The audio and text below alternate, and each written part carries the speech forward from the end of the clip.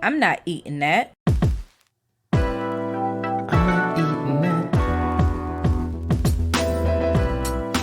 Welcome back to another episode of Your Food Looks Funny. I'm your host, Marcus T. And if you're just joining us for the first time, our show is pretty much here to help out picky eaters. I used to be one, and now I'm a chef. Go figure. But helping people decide how to advance their palates, how to up their food game, how to get out of that picky mode. Okay, we're not talking down at you. We're just here to help, give you some more perspectives outside of chicken tenders and French fries when you go to the steakhouse. It doesn't have to be that simple. You can reach for the new thing, try something new out on the menu. But today, we're talking lemons. So we've been talking about some strong flavors. And for some reason, I skipped over this acidic fruit that's very sour. But swinging back around to it, got some other things in the work for some other things like coffee coming up sooner than later. But right now, like I said, we're talking lemons. So very strong flavor, very distinct flavor, many things that you could taste this in. The many forms that this lemon could come in, vast. I don't know why I said vast there. That had nothing to do with it. Me trying to be better than I am. Again, went to culinary school, did not major in English. But lemons, yeah, they come from trees. Turns out most of them come from India. I think there's about 3 million tons of them I just read here that come from India. 3.1 million tons. The next closest was Mexico with 2.5 million, China with 2.5. America ain't even in the top 6 as of 2018 when this survey was conducted to see where they come from. They need to be in climates that stay above 45 degrees Fahrenheit. And turns out America most of the time will dip below that every now and then. So they need that warmer climate all the time. I'm sure there's some grown in America, probably in Florida or California, but right now they're not on this list. India is holding that down as the top producer of lemons. Another thing that I also came across when it comes to lemons, they provide about 64% of your daily amount of vitamin C, as in one lemon can provide 64% of the vitamin C you needed. We'll hit the button on that one. Silence. 64%. That's a huge percentage. So basically, if you ate 2 lemons, I don't know who taking lemons to the head like that. But lemons get your vitamin C ready. You might need to pucker up after you do it. Go ahead and get it together. Put the finger on the neck. It's going to be a little sour, but you'll be vitamin C'd up. Ready to fight off scurvy any day of the week. Scurvy. Anywho, lemons. Moving more into the taste of the lemons. Different forms that you can get lemons in. Lemon juice, lemon oils, lemon rind, lemon zest, lemon slices. You see them everywhere, but you don't pay attention to them. I'm going to tell you why. Your drink, your water. When you order water, what do they ask you? You want lemon? Maybe sometimes they don't ask you. I don't like lemon with my water. I want my water as plain as it can get. No ice, room temperature, okay? Don't bring me your lemons. And I work in the restaurant industry. I know that this is a touchy point for some people after they started putting this stuff on the news about people cutting lemons at bars and servers not washing their hands and using these unclean surfaces to cut lemons to put in your drinks. And then suddenly you got this I don't know what people have on their hands that people are, suddenly afraid of other than COVID. This was before COVID, though. This was way before that. People cutting these lemons with their nasty hands and then dropping them in your drinks and then deciding that you was going to drink up whatever germs they decided to add to your lemons. It's not always the case. I can't vouch for every restaurant and every bar in the world, obviously. But I know I don't want lemons with mine in general just because I don't like the taste. I'm not afraid of the germs. Germs are everywhere, okay? And that's not saying that somebody didn't get sick from a lemon and they backtracked it to a server who didn't wash their hands and then they cut a lemon. I'm not here to discourage you from taking lemon in your water. If that's what you want to do, if you want to bring your own lemons from home, if you got a tree in the backyard, feel free. I don't know how that's going to go over at the restaurant, but, do what you want to do. but lemons in the water. So we're starting off with lemons in the water. And while we're there, just halt for a second. While we're there, is anybody still doing the thing where they order a bowl of lemons to squeeze into their water to make lemonade for themselves and then a whole bunch of packets of sugar? Is anybody still doing that?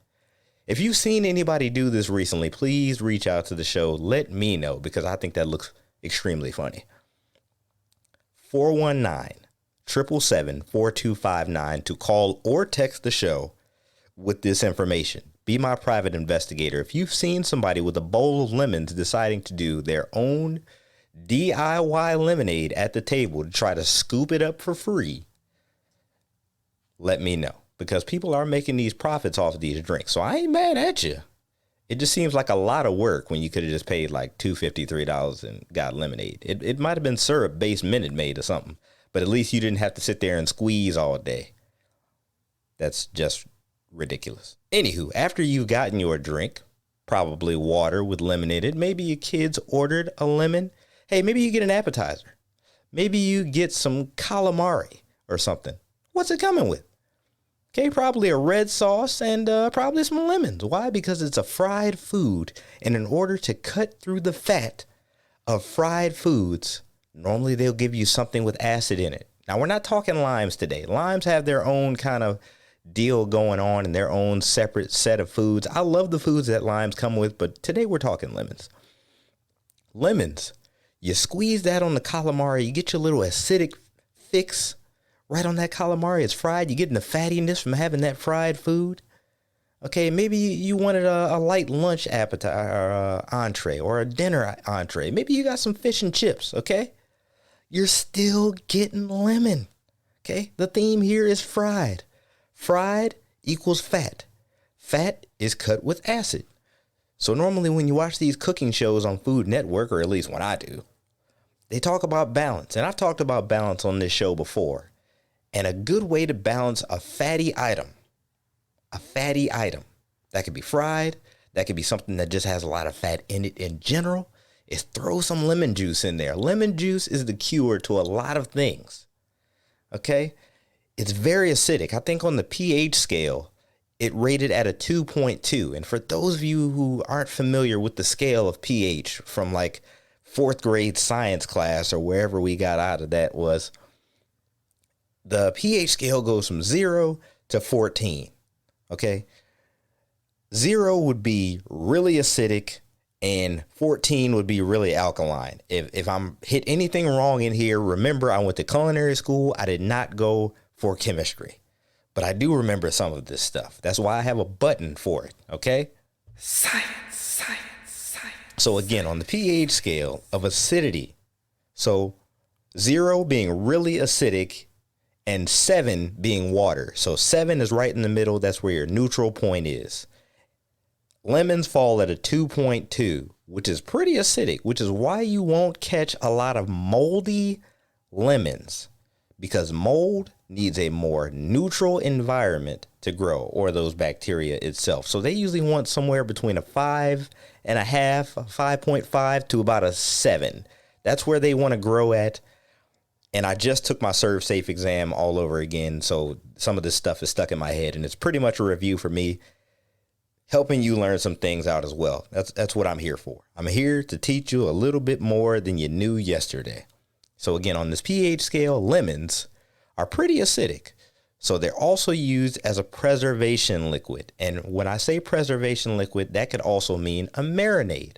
So maybe your food, especially if you ordered some sort of fish or seafood, maybe they hit it with a lemony marinade or some lemon juice and some oil, salt and pepper. Very basic flavor profiles, because you don't want to over mush that fish, that seafood, whatever you got that's of a light and flaky texture, because it will turn to mush, but you'll still get that lemony flavor, right?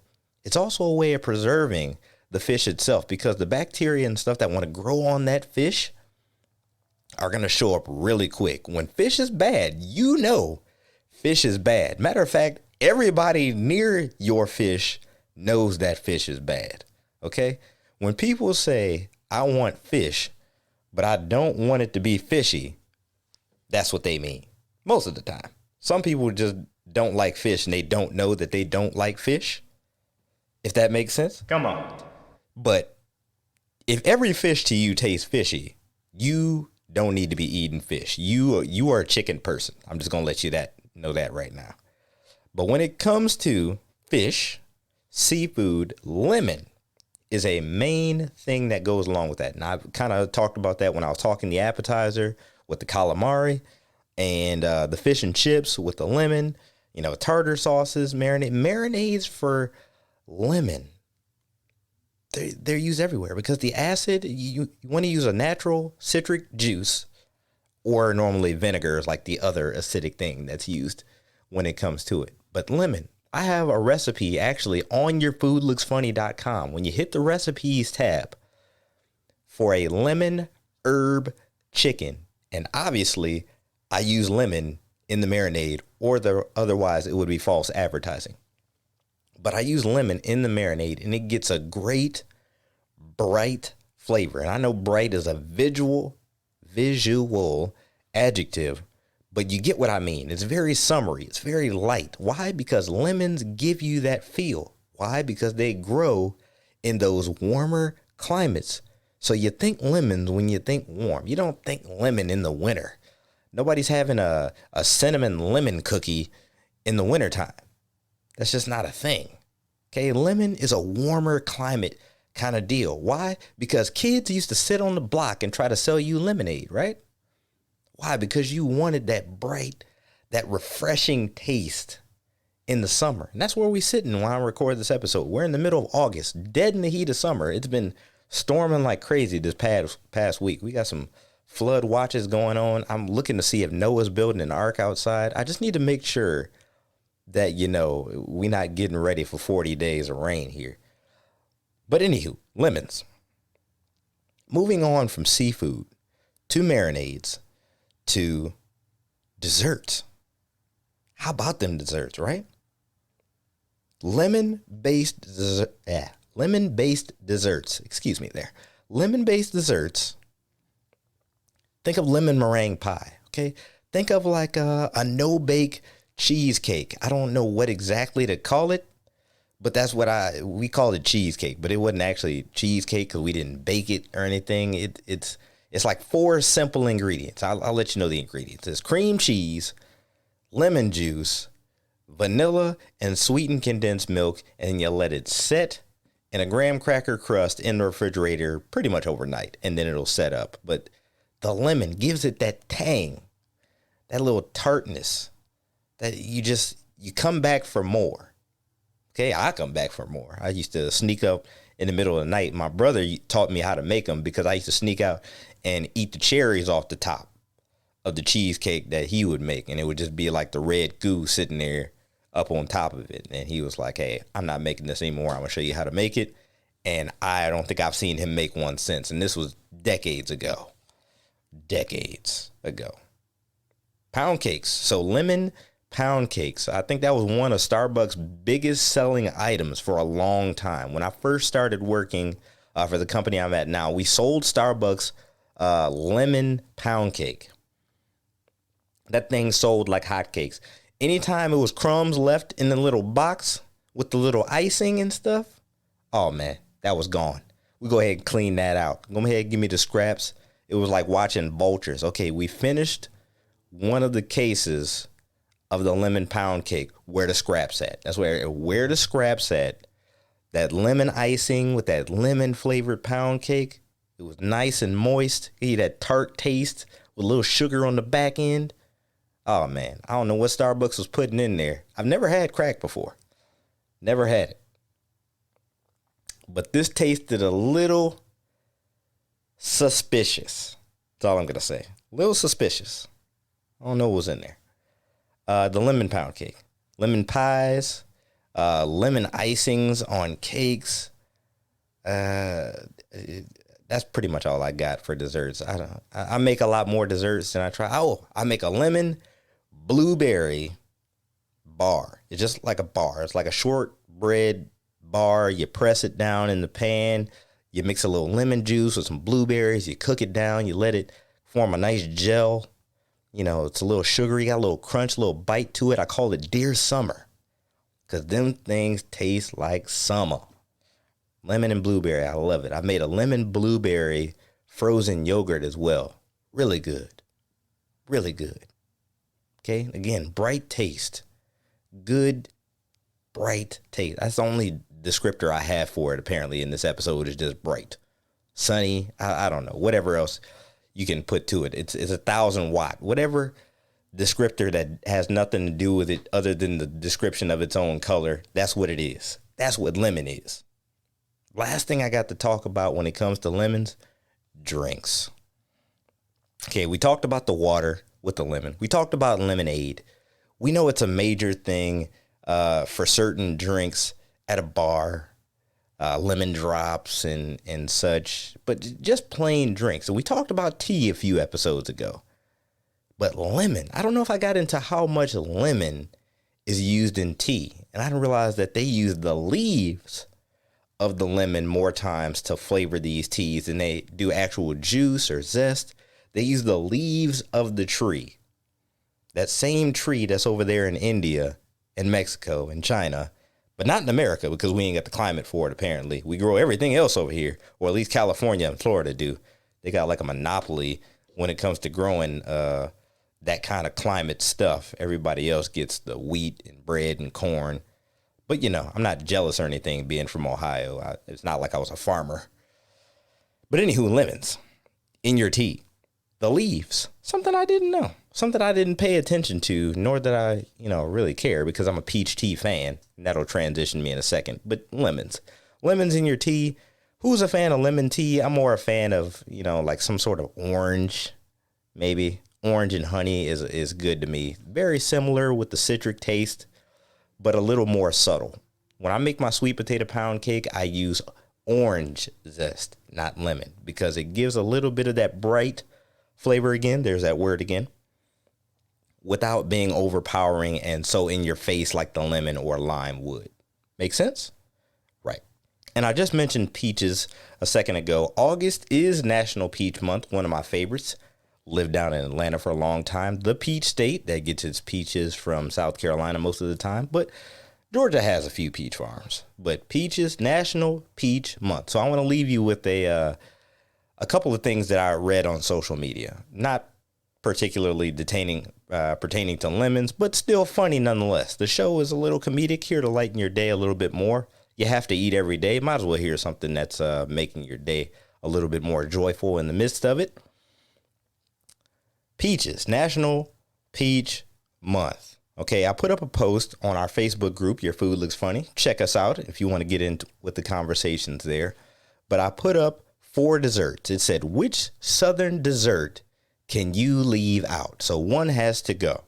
Okay, it was banana pudding, peach cobbler, sweet potato pie, and pound cake. Now, we just talked about pound cake. It just said pound cake. It wasn't lemon. So don't try to add a flavor to it. It was just pound cake, which is just butter, flour, sugar, a bunch of stuff that you don't need to be eating anyway. It's not like any of them are really here for your health benefit in the first place. They're here for pleasure only. But peach cobbler was the most frequently answered one to go in the group. And I felt a little disrespected because I'm not a huge lover of peach cobbler. It's not like I have a t-shirt that says peach cobbler and me forever, but peach cobbler was one of the 3 that I could eat year round, no matter the season. Okay, banana pudding is another one. It was my mom's favorite dessert. Banana pudding. I love it. We had a debate on this show a little while ago, or maybe it was in the Facebook group where we talked about bananas don't need to go in banana pudding. And it's one of those things that's a little controversial, obviously because it's in the name. But, I can spin it however I want. It's what chefs do. We make up a name for it, right? So banana pudding that I made without bananas in it, well, I could say, hey, it's colored like bananas. It was a little yellow. And then still sell it as banana pudding, right? Right. Believe. If you believe, you can achieve. But this banana pudding had no bananas, but the banana pudding in the picture did. So as far as this social media post, banana pudding had bananas. The sweet potato pie, I would leave off. I would leave that off. The pound cake, I would keep. Why? Because I can eat it year round. I'm not big on desserts. When I eat it, I'm going to eat like a little microscopic bite. Forgive me again for messing up my words, but that's how we do around here. Trying to get it together, trying to get the mental with the words right. But pound cake, peach cobbler, banana pudding.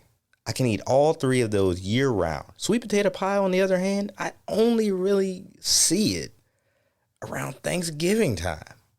That's the only time I really see it. That's the only time I really saw it around my family, that is.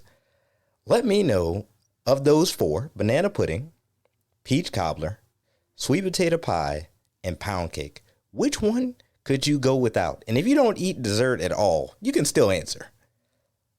I understand that some people don't eat dessert at all. But if you eat all four in particular, which one are you leaving out and why? Again, call or text the show at 419-777-4259 to let me know your answer. And with the last thing I want to leave you was another post that I saw on social media. I didn't actually put this one up there, but I thought it was funny anyway. And somebody asked about Brussels sprouts. So I think I've talked about Brussels sprouts in many forms on here and how they've become a trendy thing recently. Recently, like the past couple decades. But back when I was a kid, mostly they came out of a can. And this is what the post read. Okay. Somebody said, whoever fed us the lie that Brussels sprouts are nasty in childhood deserves to be fought because a crispy Brussels sprout with balsamic glaze is undefeated. Undefeated. And Roy Wood Jr., who's a comedian, he's a writer also for one of the shows on TV. I don't know what it is at the moment. Oh, I think The Late Show with what's the show with Trevor Noah? You know what I'm talking about. That show. He replied with, to be fair, Brussels sprouts wasn't getting accessorized like that back in 1987. Them joints were overboiled and buttered until 98. Brussels sprouts got sweet potatoes aged and leveled up. And I thought this was hilarious. Why? Because Brussels sprouts been winning for a little bit. But sweet potatoes, especially in the black community, been winning for a long time now, especially in my house. But all right, thank you guys for listening. Got a little long-winded on this. Hope you got some funny out of it. That's just how life is. You got to eat, people, every day. Why not eat more than you ate yesterday, right? Don't be that picky. But again, thank you guys for listening. Check out the show next week. Listen to the little aftermath after the song goes off. That song still got 2nd out of 64 in the competition. Thank you guys for voting. I'll see you guys next week. All right.